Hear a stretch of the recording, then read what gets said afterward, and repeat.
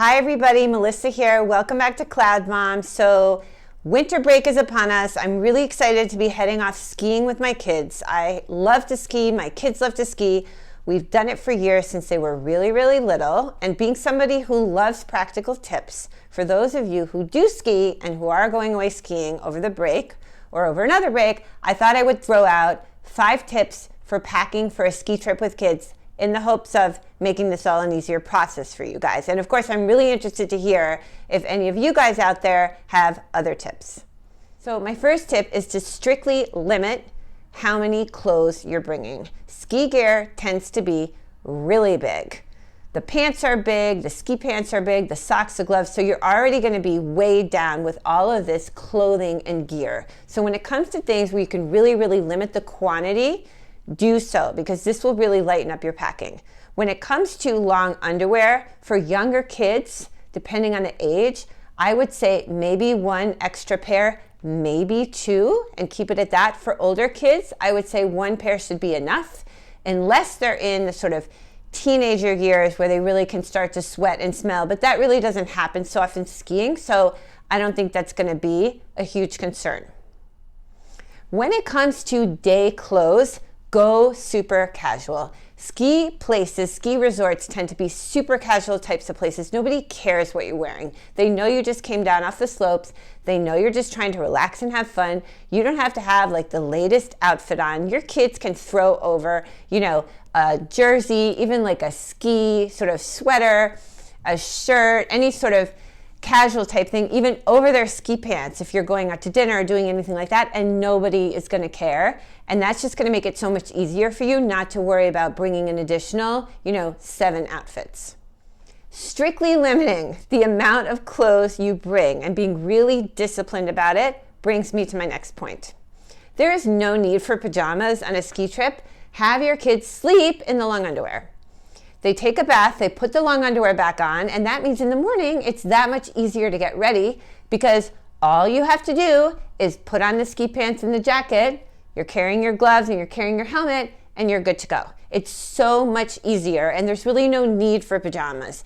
Kids are, clean after their bath, and they're most likely not sweating in their long underwear during the day. So you guys might think this is like really gross, but I have 7 people in my family and 5 kids. I cannot bring think about it. If each of the 5 kids brought 3 changes, that's 15 pairs of long underwear. I just can't bring that. That's like a whole suitcase. So I have to be really economical about it. This is what I've done, and it's always worked out. And in fact, when I've brought more, I found that we haven't even used it. My next tip is going to seem really kind of counterintuitive because here I am saying don't bring a lot of stuff. Unlike the ski clothes, if you are flying, consider bringing your skis and your boots, and here is why. And there's a bunch of reasons I'm going to go into, and it's based on a lot of past experience, but here's what I'm going to say. Number 1, when you go to a local ski rental shop near your home, you likely can get a rental for the entire season that's going to be cheaper than when you get on site for 1 week. It's going to be cheaper.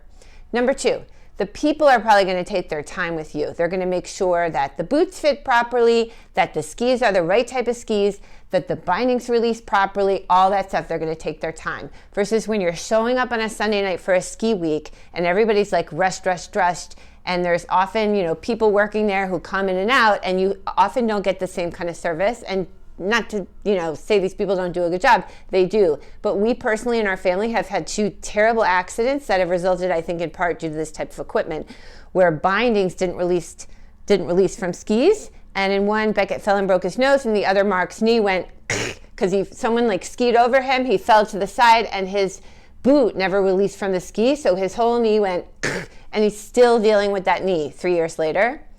So I actually think it's a really great idea to get 1 extra bag, put all the ski boots in that bag, or get backpacks where the kids can put the ski boots on the side so there's no extra weight in your baggage. And then skis are usually free on airlines. You can pack them into bags with wheels, you wheel them onto the plane, and you're good to go. It seems like tons and tons of extra work, but it's actually easier because when you get there, you have nothing to do. You just unpack your clothes, put your skis where they need to be, and you don't have to worry about going and renting when everybody's exhausted and hungry and tired and cranky, and it makes for a much easier first day of your vacation.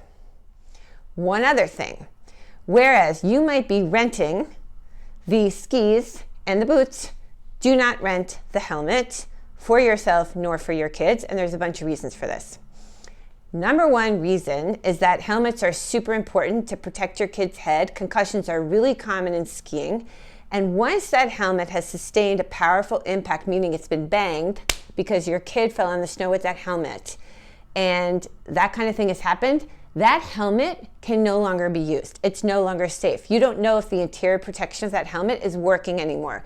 So for this reason, safety experts actually recommend buying your own helmet, and getting a hand-me-down helmet for someone else or renting a helmet on site is not as safe because you don't know what that helmet has been through. You don't know if that person has had a really serious injury. You don't know if that helmet is safe. It's just not something that's a good idea. So even though it's sort of expensive, you have to invest in a good helmet for your kids that fits their head, and you have to make sure that it, comes down to the right point and that it's tight enough fitting. Some kids wear their helmets so loose they're like flipping back and forth. That is not safe. It's supposed to stay in place should your kid fall. So anyway, I recommend buying the helmets.